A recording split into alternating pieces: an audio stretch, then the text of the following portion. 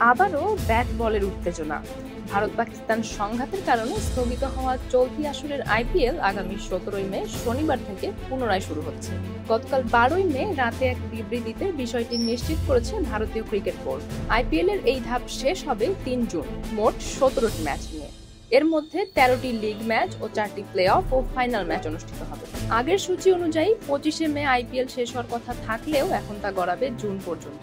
BCCI জানিয়েছে, বেঙ্গালুরু, জয়পুর, দিল্লি, লখনৌ, মুম্বাই ও আহমেদাবাদ এই 6টি শহরে বাকি ম্যাচগুলো অনুষ্ঠিত হবে। 29 মে কোয়ালিফায়ার 1, 30 মে এলিমিনেটর, 1 জুন কোয়ালিফায়ার 2 এবং 3 জুন ফাইনাল হবে। প্লে অফের ভেন্যু পরে জানানো হবে। সংঘাতের কারণে স্থগিত হওয়া দিল্লি বনাম পাঞ্জাব ম্যাচটি হবে 24 মে জয়পুরে। আর 17 মে বেঙ্গালুরুতে ফিরছে ক্রিকেট মহাযুদ্ধ, আরসিবি বনাম কলকাতা নাইট রাইডার্স ম্যাচ দিয়ে। এবারের আইপিএল এ খেলা বিদেশি ক্রিকেটারদের মধ্যে অনেকেই ডাক পেতে পারেন আসন্ন ইংল্যান্ড বনাম ওয়েস্ট ইন্ডিজ ওয়ানডে সিরিজে। সিরিজের সূচি 29 মে শুরু হয়ে 3 জুন শেষ হবে, ফলে সূচি সংঘর্ষের সম্ভাবনা দেখা দিয়েছে। বিশ্ব ক্রিকেট প্রেমীদের আরেকটি বড় আকর্ষণ, বিশ্ব টেস্ট চ্যাম্পিয়নশিপ ফাইনাল শুরু হবে মাত্র 7 দিন পর, 11 জুন লর্ডসে। সেখানে মুখোমুখি হবে অস্ট্রেলিয়া ও দক্ষিণ আফ্রিকা, যার দুই দলেই রয়েছেন এই আইপিএল এর খেলোয়াড়রা।